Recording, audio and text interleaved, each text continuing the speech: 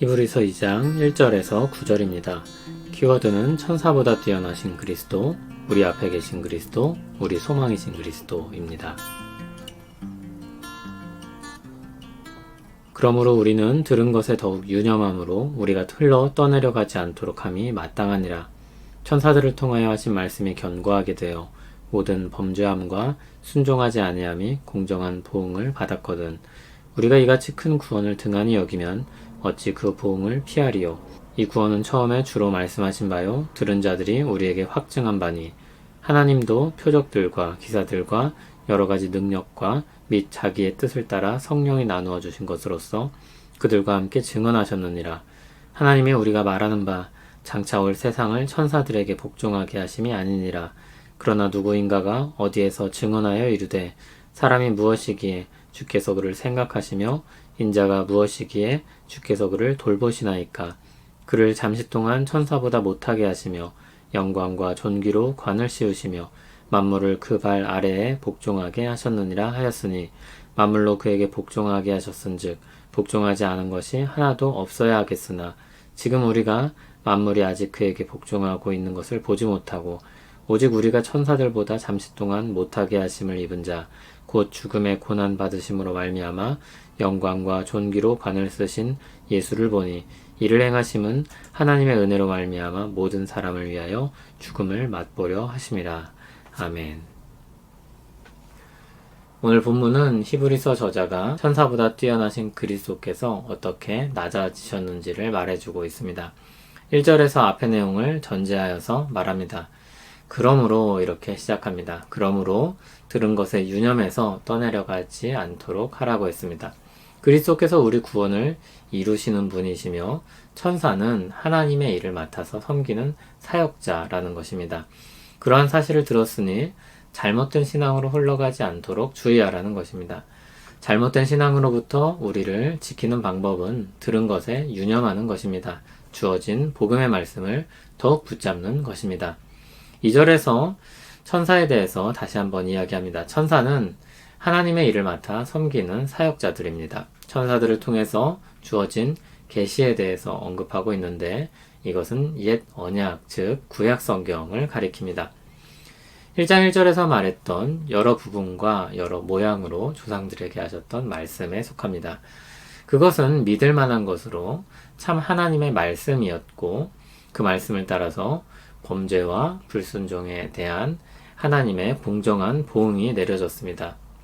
그렇다면 그리스도를 통해 주어진 큰 구원에 대한 소식을 등한히 여기면 어찌 보응을 피할 수 있겠냐고 했습니다. 천사에 대한 언급은 이 이야기를 하기 위한 전제입니다. 하나님의 말씀이 천사를 통해서 주어졌고 그것이 신실하게 이루어졌다면 그리스도를 통해서 주어진 말씀은 얼마나 더욱 신실하게 이루어지겠냐는 것입니다. 3절에 의하면 구원의 소식은 그리스도를 통해서 주신 말씀으로서 그것을 들은 자들이 전했고 확증한 것입니다. 4절에서는 하나님께서 표적과 기사들을 통해서 그리고 능력을 통해서 그것이 참되다는 사실을 알리셨음을 말합니다. 또한 성령님을 통해서도 증언된 것입니다. 새 언약이 얼마나 믿을 만한 것이며 그 무게도 중하다는 것을 우리에게 이야기해 주는 것입니다. 그러면 그렇게 굳게 붙잡아야 될 말씀, 새 언약, 구원의 내용은 무엇입니까? 구원의 은혜로 주어질 장차 올 세상이 있을 것입니다. 그런데 거기서는 천사가 중요한 위치를 차지하고 있지 않습니다. 이전에는 천사가 계시의 전달자로서 중요한 위치에 있었지만 그리스도께서 오신 이후로 그리고 장차 올 세상에서는 더욱 천사들을 중심으로 하나님의 역사가 이루어지지 않을 것입니다. 이렇게 의식적으로 천사에 대해 언급하는 것은 그만큼 당시 청중들에게 천사에 대한 의식이 컸기 때문일 것입니다. 6절 아래서는 시편 8편을 인용해서 말합니다. 하나님께서 작은 존재에 불과한 인간들을 보살피시며 그들에게 하나님의 세계를 맡기셨다는 내용입니다. 시편 8편에 의하면 인간 존재를 천사보다 잠시 못하게 지으셨습니다. 하나님은 사람에게 하지만 영광과 존귀로 관을 씌우실 것입니다. 그 일의 시작이 사람으로 오신 예수님을 통해 이루어집니다. 장차 올 세상에서는 우리가 예수 그리스도와 더불어서 왕노릇 하게 될 것입니다. 그러나 지금은 아닙니다. 심지어 예수님께도 아직 모든 일들이 이루어지지 않았습니다. 분명 승천하신 그리스도께서 만물을 다스리시지만 아직 이 땅에 죄악이 남아 있습니다. 그리스도 앞에 아직 무릎 꿇지 않은 사람들이 있는 것입니다. 이 모든 일을 이루시기 위해서 예수님은 천사보다 잠시 못한 존재로 오셨고 죽음의 고난을 당하시기까지 하신 것입니다. 9절에 말씀하듯이 그것은 사람들을 구원하기 위한 일로서 은혜의 사역이었습니다. 인간은 하나님의 형상을 부여받았기 때문에 특별합니다. 인간의 특징으로 사람들은 흔히 직립보행이나 문명의 발전 등을 말합니다. 그렇게 말하는 이유는 관찰을 통해서 발견할 수 있는 것이 그런 것들이기 때문입니다. 성경은 보다 근본적인 차이를 제시합니다. 하나님의 형상으로 지음받았다는 것입니다. 하나님의 형상으로 지음받은 인간은 하나님의 대리통치자로서 다스리는 역할과 지위를 부여받습니다. 그런데 문제가 하나 있습니다. 이 한 가지 문제는 한 가지에 불과하지만 가장 치명적인 것입니다. 바로 인간의 타락입니다. 타락한 현실 속에서 시편 8편의 말씀을 보면 더욱 인간의 자금과 초라함이 와닿습니다.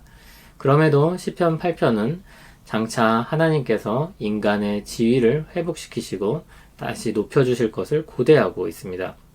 그리고 지금도 하나님의 은혜로 말미암아서 인간을 특별하게 보살피고 계심을 말하고 있습니다. 인간이 정말 인간다워지는 것, 인간이 하나님의 형상답게 새로워지는 것, 이것이 예수님으로부터 시작되고 이루어집니다. 예수님께서 우리를 위해 사람으로 오셔서 우리를 죄에서 구원하심으로 이루어집니다. 그분이 한 사람으로 인간의 대표로서 우리가 죽을 죽음을 대신 지고 죽으십니다.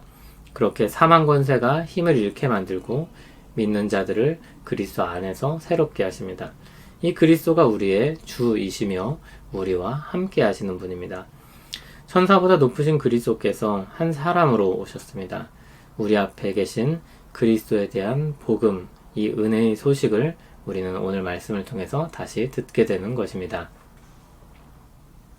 하나님께서 본래 우리에게 주고자 하셨던 그 지위를 회복시키고자 예수 그리스도께서 이 땅에 육신을 입고 오셨습니다. 한 사람이 되셨습니다. 우리가 가진 소망은 그분 안에 있습니다. 우리의 소망은 그분으로 말미암습니다. 믿음이 바라는 것들의 실상이라고 했는데 우리의 믿음의 대상이신 그리스도께서 우리의 내일을 여셨고 그리고 계속해서 열어 가실 것입니다. 그리고 우리에게 그 미래를 주실 것입니다. 그 소망을 붙잡을 때 우리는 흘러 떠내려 가지 않을 것입니다. 우리 자신을 보면 낭망할 일들만 있습니다. 우리 자신을 보면 부끄럽고 하나님 앞에 의롭다 할 만한 것이 전혀 없습니다. 그럼에도 예수 그리스도 안에서 우리는 발견될 것입니다. 예수 그리스도를 믿는 믿음으로 말미암아서 우리는 소망을 가지게 됩니다. 믿음으로 믿음에 이르는 은혜를 경험하게 될 것이고 끝내 우리는 그런 은혜의 결말에 이르게 될 것입니다. 우리를 위해 한 사람으로 오신 그리스도의 은혜를 찬송합니다. 잃어버린 하나님의 형상을 되찾게 하시고 하나님께서 뜻하신 영광으로 이끄시니 감사합니다. 오늘 우리는 그 영광에서 멀리 있는 것처럼 느껴질 수도 있지만 우리 소망이신 그리스도로 말미암아 믿음으로 삽니다. 우리 믿음의 여정을 계속 인도하여 주시옵소서. 예수님 이름으로 기도합니다. 아멘.